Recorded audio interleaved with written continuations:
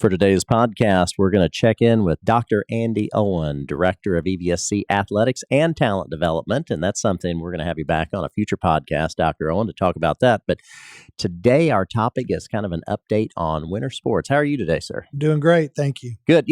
Such an exciting time of the year, although in your area, really, every time of the year is exciting because we've got fall sports, winter sports, spring sports. But, now we're really kind of making our way through the winter sports season. So first of all, for our listeners, what are we talking about? What sports do we mean when we say winter sports? Winter sports for the IHSA level and the EVSC consists of both boys and girls basketball, wrestling, and boys and girls swimming. Okay. And so let's talk about where we're at on these now. So maybe let's start with swimming. And first of all, how about this incredible facility you've had an opportunity to use this year? Anytime we talk about swimming, it's got to start with facility first. And our student athletes are so fortunate to be able to practice and compete in the Deaconess Aquatic Center for not only the EVSC, but the city of Evansville. That's an amazing facility, probably one of its kind or a few across the United States. And what do you think's been the biggest change? We used Lloyd Pool for many, many years, and certainly it was a venue that served its purpose at one time, but then it was a need of replacement. But what has this really meant for these student athletes? The facility and the space, the ability for all of our students to practice immediately after school. We used to have to slot, and there was a schedule where some would come at 3, some would come at 5, and then the late practice at 7. And that would change throughout the year, and it can be very difficult, not only for our students, coaches, but also the families as you're trying to plan throughout. Yeah, it's always easier if you can have a practice immediately after school. The ability to get in there right after school is probably the greatest advantage. And then we've seen, because of that, our numbers and our swim programs grow. Teams that hadn't had the numbers or the health that they would have wanted years ago now, because I think direct correlation to hopefully the right people in the positions, but also that facility has done wonders for us in trying to grow the sport at the high school level. And I can only imagine you've had great feedback from our not only athletes, but their families and spectators as well. Families being able to spectate in space and the bleachers and the concessions and the restrooms and all of that. It's been a positive for us. And not only that, but inviting districts from around our competition, our opponents coming in, have the wow factor as well. And that's neat for the EVSC to be able to show that off. And our regular swim season has wrapped up as we record this, correct? Our girls season is wrapped up. We have divers still competing, and our boys have one more regular season, and then their sectionals will go as well. Really proud of our girl swimmers this year. Again, numbers were up, which is always important to us as far as access and opportunity, but also the competition. So it's not only great just to be a part of it and be in it, but EVSC is about competing and being the best and putting forth our personal best efforts. So this year, I'm really proud of North as a team this year. They were the runner-up in the girls' SIAC, a 10-team conference, and the boys won the conference championship for the first time ever, defeating long rival Castle. And I really think it has to do a lot, again, with the families, the kids, the facility, and just the buy-in. So proud of all of our teams, but a special congratulations for those that are winning championships. And I don't want to put words in your mouth, but I know obviously you're laser focused in your position on seeing our athletic teams and individual athletes be successful. But when you talk about increasing numbers, that is extremely important to you, isn't it? Yes, because if you truly believe in education-based athletics and what we're trying to provide here for all of our students, it's important for each and everyone to have access and the ability to participate, because what comes out of athletics not only helps them as a student, but also hopefully better prepares them for later in life. So if you truly believe in what you're offering, you want to make sure that it's offered to as many as possible. Okay, very good. Let's switch gears, talk about wrestling. Where are we at on that? Wrestling, we boys wrestling. We also have girls that wrestle at a few of our schools as well. So we have had a few of our female athletes. Into a co-ed wrestling. And in the past, not this year, but we've even had some females participate and have been former state champions. So it's for all, again, in wrestling, and we navigate through that with locker rooms and those type of things, but seems to work. And if there's someone with the want to, then we're going to find a way to make it happen in wrestling. Really excited about the postseason. We just finished the sectional at Central, which Central's hosted for many years, and it's a 10-team sectional, and it's very crowded. They do a great job hosting that event, and A lot of our teams moved on to the regional. The regional was at Castle, hosted there, where we were very fortunate to have 4 regional champions from the EVSC. Olden Fortune from Wrights High School, Luke Robarts and Luke Kemper, who both wrestled for Central, were conference champions, and then Cale Johnson from North High School was a conference or regional champion as well. So those 4 wrestlers will be number 1 seeds in the semi-state this week at the Ford Center. We also in total will have 14 wrestlers competing from the EVSC at the Ford Center, which is hosted by Wrights High School this Saturday. And it's a big event and an exciting event.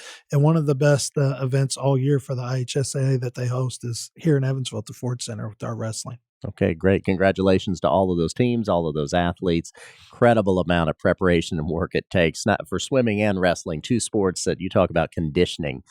That is a vast understatement of the effort it takes to be successful in both of those sports. Yes, the self-discipline in wrestling is second to none, and it's just you out on the mat. It's an individual with no excuses. So it's a neat sport, and I think a lot of what our wrestlers experience in high school help them better in life, just because we talked about that self-discipline and that just no excuses, just you out on the mat. Okay, and now we're going to switch gears to another sport, girls basketball. I know big news this week for the Central Bears. What did they accomplish? Well, they accomplished something amazing. They won the 4A Evansville Girls Basketball Sectional Championship, and credit that coaching staff, those girls, but also the school and the community support. They did. I saw that on social media because this was not necessarily something predicted at the beginning of the season, right? And just seeing pictures on social media, they had an incredible amount of school spirit supporting those girls. And if you ask the coach, that is attributed to their success in that tournament. Tourney time, anything can happen. And Central had a very good year. They had a winning record, but the way they played in the tournament, they just rose to the occasion. And it's just been really neat following them throughout the tourney and seeing so much pride in Central High School, the community, the student body. And those girls are playing hard. And congratulations to them. But it's been a good basketball season for a lot of our teams. Norse finished with 17 wins, both Harrison improved upon the season, and Bossy's fielding more numbers and started a Cub program that they haven't had in the past. So really excited about where we're going with girls basketball, but excited to continue to watch these Bears as they hope to continue their postseason success. And, I want to ask you a quick follow-up to this, Andy. You just mentioned a Cub feeder program, in this case Bossy, but I know with your experience too, you know how important this is. How important is it for all of our team sports to have feeder programs where that is appropriate in developing and making way for future success at the varsity level? For not only the athletic development, but the school development and just a sense of community and a sense of pride, the feeder programs can do wonders. Developing them athletically with the right way to play sports and just keeping the kids back out. At the youth level, you just want to introduce kids to the game. At the young level, and make sure that they still stay out and stay interested in the game. You don't want in 3rd grade someone to have already decided they don't want to play basketball. So having the right people, having some ownership on it, a sense of community pride, and access to our facilities is very important in a successful youth program. So best of luck to Central High School as they move forward in the postseason here into the regional round of competition. So how about now let's talk about where we're at on boys basketball. Boys basketball has been an amazing season. They're still in the regular season right now. We're still in the regular season with about 2 to 3 weeks to go. Okay. The sectional draw will be 2 Sundays from now, and that always brings a lot of excitement. That does. To our players, statewide, really. Yeah, Indiana and basketball. Something about that, isn't there? Sure, absolutely. So what do we got coming up this weekend as far as regular season play for the boys? Huge matchup this weekend on Friday between the Wrights Panthers and the Harrison Warriors. This year in boys basketball, they're both, as of this late in the season, shared for first place in the conference, which our conference is in 10 teams, and it's great to see 2 EVSC teams tied for first. You're right now. About the Southern Indiana Athletic Conference, we call it the SIAC. In the SIAC, they're both with 1 loss playing each other in first place. It should be exciting. And then Bossy has 2, so they're interested to see, who might drop and go from there. And then Central and North with young teams are winning and doing well, and looking forward to that postseason, that new season when the tournament starts. Absolutely. So, well, congratulations. I know you're right. This always is an exciting time as we get ready to conclude the regular season and move into postseason and sectional play. So looking forward to that as well. And then let's talk briefly about academics. I know this is something you and all the high school athletic directors talk about a lot, but those kind of announcements for the winter sports season will be coming up pretty soon, right? Yes, and those are important to us because, again, in education-based athletics, if that's what we're about here in the EVSC, we got to keep that student in front of the athlete, and coaches, families working collaboratively to become the best students that our athletes actually can be. So we always take a lot of pride in academic all city. That's a 3.5 GPA and a varsity letter earned. We keep track of the numbers. We're competitive in sports, and we'd like to see them always improve.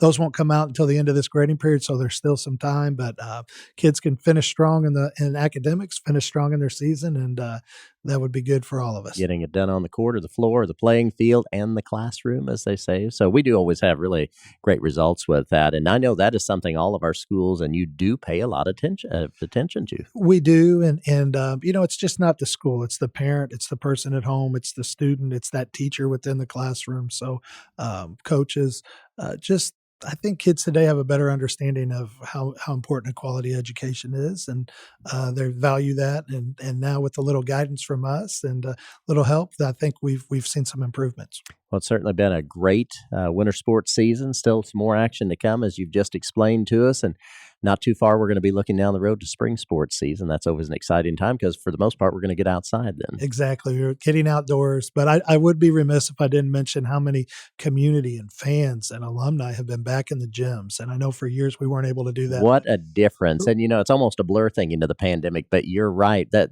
so much of that was missing. And to see those gyms or whatever the venue is filled, it has to make you and the athletic directors and the coaches smile. It's great. And again, our athletics are about community involvement and community support and school pride. So it's great to see that within our gyms and our buildings again. Okay. Well, Dr. Andy Owen, we appreciate you taking the time to come in. Like I said, we're going to have you back in to talk about your role in talent development as well on a future podcast. And then we'll certainly have you back in the spring. We'll take a deep dive into those spring sports. Thank you. Thank you. I really appreciate the opportunity.